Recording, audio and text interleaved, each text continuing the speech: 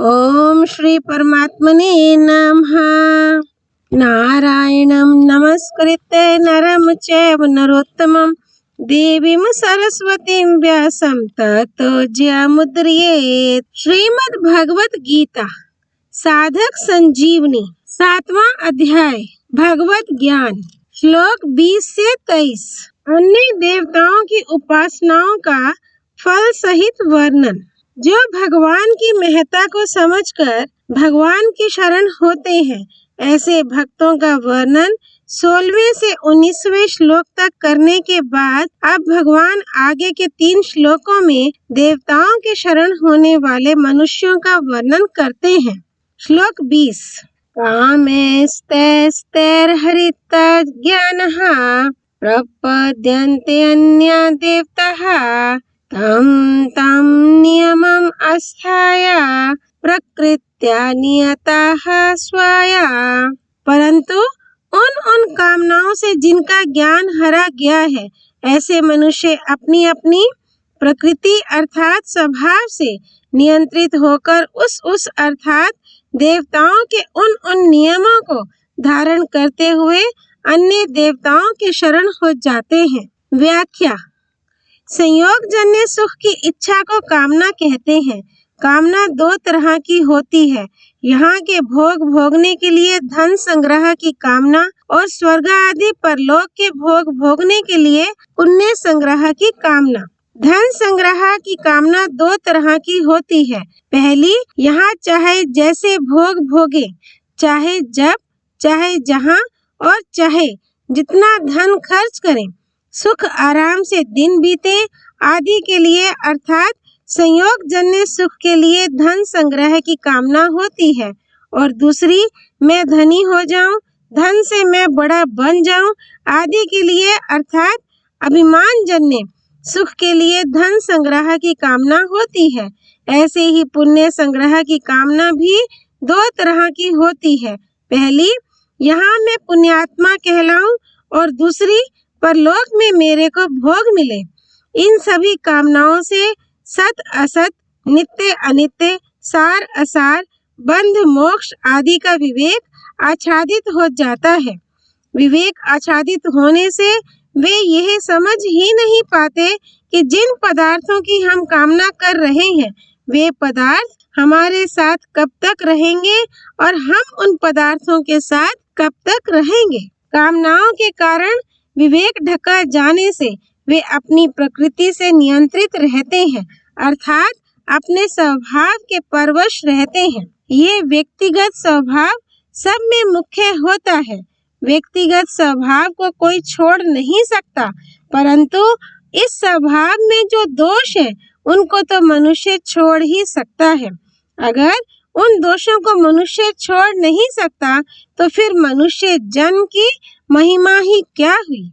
मनुष्य अपने स्वभाव को निर्दोष शुद्ध बनाने में सर्वथा स्वतंत्र है, परंतु जब तक मनुष्य के भीतर कामना पूर्ति का उद्देश्य रहता है, तब तक वह अपने स्वभाव को सुधार नहीं सकता और तभी तक स्वभाव की प्रबलता और अपने में निर्बलता दिखती है। परंतु जिसका उद्देश्य कामना मिटाने का हो जाता है, वह अपनी प्रकृति स्वभाव का सुधार कर सकता है, अर्थात उसमें प्रकृति की परवशता नहीं रहती। कामनाओं के कारण अपनी प्रकृति के परवश होने पर मनुष्य कामना पूर्ति के अनेक उपायों को और विधियों नियमों को ढूंढता रहता है।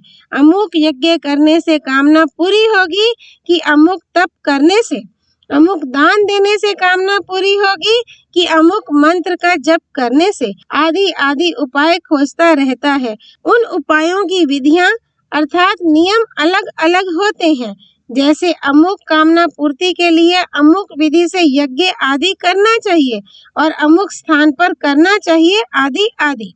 इस तरह मनुष्य अपनी कामना पूर्ति के लिए अनेक उपायों और नियमों को धारण करता है। यहाँ देवताओं की शरण लेने में 2 कारण मुख्य हुए, एक कामना और एक अपने स्वभाव की परवशता। श्लोक 21। यो याम याम तनुम भक्तः श्रद्धार्चितुम् इच्छति तस्य तस्य चलां श्रद्धां ताम एव विदधाम्यहम्। जो भक्त जिस जिस देवता का श्रद्धा पूर्वक पूजन करना चाहता है उस देवता में ही मैं उसी श्रद्धा को दृढ़ कर देता हूँ। व्याख्या: जो मनुष्य जिस जिस देवता का भक्त होकर श्रद्धा पूर्वक यजन पूजन करना चाहता है उस मनुष्य की श्रद्धा उस देवता के प्रति मैं अचल दृढ़ कर देता हूँ। वे दूसरों में ना लगकर मेरे में ही लग जाएं, ऐसा मैं नहीं करता। यद्यपि उन देवताओं में लगने से कामना के कारण उनका कल्याण नहीं होता, फिर भी मैं उनको उनमें लगा देता हूँ। तो जो मेरे में श्रद्धा प्रेम रखते हैं, अपना कल्याण करना चाहते हैं, उनकी श्रद्धा को मैं अपने प्रति दृढ़ कैसे नहीं करूँगा, अर्थात अवश्य करूँगा। इस पर शंका यह होती है कि आप सबकी श्रद्धा अपने में ही दृढ़ क्यों नहीं करते। इस पर भगवान मानो ये कहते हैं कि अगर मैं सबकी श्रद्धा को अपने प्रति दृढ़ करूं तो मनुष्य जन्म की स्वतंत्रता सार्थकता ही कहाँ रही तथा मेरी स्वार्थपरता का त्याग कहाँ हुआ। अगर लोगों को अपने में ही लगाने का मेरा आग्रह रहे तो ये कोई बड़ी बात नहीं है, क्योंकि ऐसा बर्ताव तो दुनिया के सभी स्वार्थी जीवों का स्वाभाविक होता है। अतः मैं इस स्वार्थपरता को मिटाकर ऐसा स्वभाव सिखाना चाहता हूँ कि कोई भी मनुष्य पक्षपात करके दूसरों से केवल अपनी पूजा प्रतिष्ठा करवाने में ही ना लगा रहे और किसी को पराधीन ना बनाए। अब दूसरी शंका यह होती है कि आप उनकी श्रद्धा को उन देवताओं के प्रति दृढ़ कर देते हैं, इससे आपकी साधुता तो सिद्ध हो गई, पर उन जीवों का तो आपसे विमुख होने से अहित ही हुआ। इसका समाधान ये है कि अगर मैं उनकी श्रद्धा को दूसरों से हटाकर अपने में लगाने का भाव रखूंगा तो उनकी मेरे में अश्रद्धा हो जाएगी, परंतु अगर मैं अपने में लगाने का भाव नहीं रखूंगा और उनको स्वतंत्रता दूंगा तो उस स्वतंत्रता को पाने वालों में जो बुद्धिमान होंगे वे मेरे इस बर्ताव को देखकर मेरी तरफ ही आकृष्ट होंगे। अतः उनके उद्धार का यही तरीका बढ़िया है। अब तीसरी शंका यह होती है कि जब आप स्वयं उनकी श्रद्धा को दूसरों में दृढ़ कर देते हैं तो फिर उस श्रद्धा को कोई मिटा ही नहीं सकता, फिर तो उसका पतन ही होता चला जाएगा। इसका समाधान यह है कि मैं उनकी श्रद्धा को देवताओं के प्रति ही दृढ़ करता हूँ, दूसरों के प्रति नहीं। ऐसी बात नहीं है। मैं तो उनकी इच्छा के अनुसार ही उनकी श्रद्धा को दृढ़ करता हूँ और अपनी इच्छा को बदलने में मनुष्य स्वतंत्र है, योग्य है। इच्छा को बदलने में वे परवश, निर्बल और अयोग्य नहीं है। अगर इच्छा को बदलने में वे परवश होते तो फिर मनुष्य जन्म की महिमा ही कहाँ रही और इच्छा कामना का त्याग करने की आज्ञा भी मैं कैसे दे सकता था। परिशिष्ट भाव: प्रायः मनुष्य दूसरे मनुष्यों को अपनी तरफ लगाना चाहते हैं, अपना शिष्य या दास बनाना चाहते हैं, अपने संप्रदाय में लाना चाहते हैं, अपने में श्रद्धा करवाना चाहते हैं, अपना पूजन आदर मान सम्मान करवाना चाहते हैं, अपनी बात मनवाना चाहते हैं, परंतु भगवान सर्वोपरि होते हुए भी किसी को अपने अधीन नहीं बनाते। प्रत्युत जो जहाँ श्रद्धा रखता है उसकी श्रद्धा को वहीं दृढ़ कर देते हैं। ये भगवान की कितनी उदारता है, निष्पक्षता है। दूसरे को अपना दास वही बनाता है जिसमें कोई कमी है। भगवान में कोई कमी है ही नहीं, इसलिए वे अपनी तरफ से किसी को अपना दास कैसे बना सकते हैं। परंतु कोई उनका दास बनना चाहे तो वे मना नहीं करते और दया पूर्वक उसको दास स्वीकार कर लेते हैं। ये उनकी विशेष उदारता है।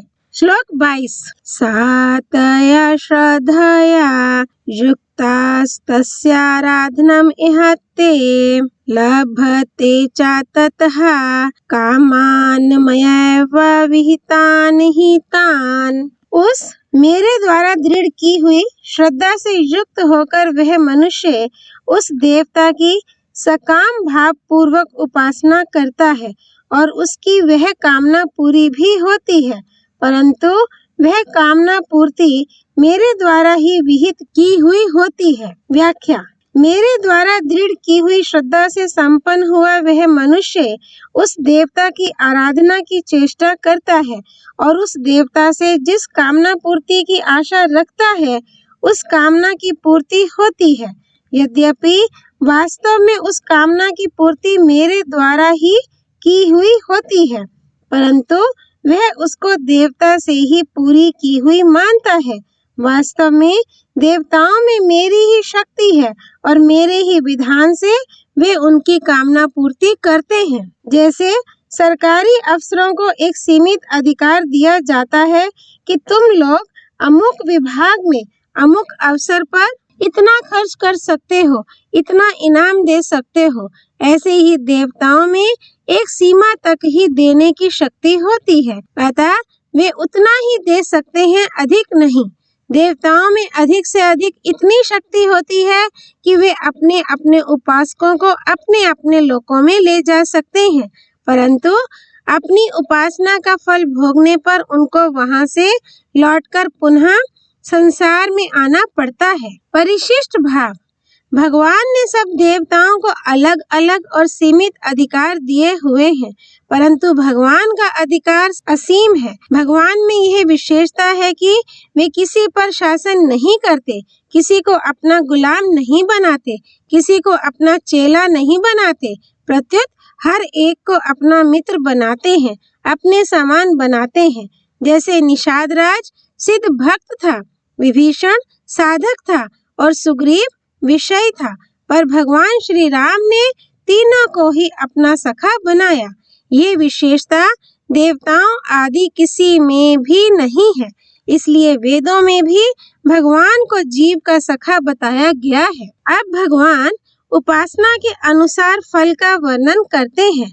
श्लोक 23: आन्तावत् तु फलं तेषां तद् भवत्या अल्पमेधसाम् देवान् देवा यजो यान्ति मद्भक्ता यान्ति मामपि। परंतु उन तुच्छ बुद्धि वाले मनुष्यों को उन देवताओं की आराधना का फल अंत वाला नाशवान ही मिलता है। देवताओं का पूजन करने वाले देवताओं को प्राप्त होते हैं और मेरे भक्त मुझे ही प्राप्त होते हैं। व्याख्या: देवताओं की उपासना करने वाले अल्प बुद्धि युक्त मनुष्यों को अंत वाला अर्थात सीमित और नाशवान फल मिलता है। यहाँ शंका होती है कि भगवान के द्वारा विधान किया हुआ फल तो नित्य ही होना चाहिए, फिर उनको अनित्य फल क्यों मिलता है? इसका समाधान यह है कि एक तो उनमें नाशवान पदार्थों की कामना है और दूसरी बात वे देवताओं को भगवान से अलग मानते हैं, इसलिए उनको नाशवान फल मिलता है। परंतु उनको दो उपायों से अविनाशी फल मिल सकता है। एक तो वे कामना न रखकर निष्काम भाव से देवताओं की उपासना करें तो उनको अविनाशी फल मिल जाएगा, और दूसरा वे देवताओं को भगवान से भिन्न न समझकर अर्थात भगवत स्वरूप ही समझकर उनकी उपासना करें तो यदि कामना रह भी जाएगी तो भी समय पाकर उनको अविनाशी फल मिल सकता है, अर्थात भगवत प्राप्ति हो सकती है। यहाँ अल्प मेधसाम कहने का तात्पर्य है कि उनको नियम तो अधिक धारण करने पड़ते हैं तथा विधियां भी अधिक करनी पड़ती हैं, पर फल मिलता है सीमित और अंत वाला। परंतु मेरी आराधना करने में इतने नियमों की जरूरत नहीं है तथा उतनी विधियों की भी आवश्यकता नहीं है, पर फल मिलता है असीम और अनंत। इस तरह देवताओं की उपासना में नियम हो अधिक, फल हो थोड़ा और हो जाए जन्म मरण रूप बंधन, और मेरी आराधना में नियम हो कम, फल हो अधिक और हो जाए कल्याण। ऐसा होने पर भी वे उन देवताओं की उपासना में लगते हैं और मेरी उपासना में नहीं लगते, इसलिए उनकी बुद्धि अल्प है, तुच्छ है। देवताओं का पूजन करने वाले देवताओं को प्राप्त होते हैं और मेरा पूजन करने वाले मेरे को ही प्राप्त होते हैं। मेरी उपासना करने वालों की कामना पूर्ति भी हो सकती है और मेरी प्राप्ति तो हो ही जाती है। अर्थात मेरे भक्त सकाम हो या निष्काम, वे सब के सब मेरे को ही प्राप्त होते हैं। परंतु भगवान की उपासना करने वालों की सभी कामनाएं पूरी हो जाएं, यह नियम नहीं है। भगवान उचित समझे तो पूरी कर भी दें और ना भी करें, अर्थात उनका हित होता हो तो पूरी कर देते हैं और अहित होता हो तो कितना ही पुकारने पर तथा रोने पर भी पूरी नहीं करते। ये नियम है कि भगवान का भजन करने से भगवान के नित्य संबंध की स्मृति हो जाती है, क्योंकि भगवान का संबंध सदा रहने वाला है। अतः भगवान की प्राप्ति होने पर फिर संसार में लौटकर नहीं आना पड़ता, परंतु देवताओं का संबंध सदा रहने वाला नहीं है, क्योंकि वह कर्म जनित है। अतः देवता लोक की प्राप्ति होने पर संसार में लौटकर आना ही पड़ता है। विशेष बात, सब कुछ भगवत स्वरूप ही है और भगवान का विधान भी भगवत स्वरूप है। ऐसा होते हुए भी भगवान से भिन्न संसार की सत्ता मानना और अपनी कामना रखना, ये दोनों ही पतन के कारण हैं। इनमें से यदि कामना का सर्वथा नाश हो जाए तो संसार भगवत स्वरूप दिखने लग जाएगा, और यदि संसार भगवत स्वरूप दिखने लग जाए तो कामना मिट जाएगी। फिर मात्र क्रियाओं के द्वारा भगवान की सेवा होने लग जाएगी। अगर संसार का भगवत स्वरूप दिखना और कामना का नाश होना दोनों एक साथ हो जाएं, तो फिर कहना ही क्या है। परिशिष्ट भाव, मनुष्य को संसार की कितनी ही विद्याओं का, कला कौशल आदि का ज्ञान हो जाए तो भी वह अल्प मेधा तुच्छ बुद्धि वाला ही है। वह ज्ञान वास्तव में अज्ञान को दृढ़ करने वाला है, परंतु जिसने भगवान को जान लिया है उसको किसी सांसारिक विद्या, कला कौशल आदि का ज्ञान न होने पर भी वह सर्वविद सब कुछ जानने वाला है। ओम तत्सत। धर्म की जय हो, अधर्म का नाश हो, प्राणियों में सद्भावना हो, विश्व का कल्याण हो। पार्थसारथी भगवान श्री कृष्ण की जय। भगवत वाणी श्रीमद् भगवत गीता की जय। श्री हरि अर्पणमस्तु।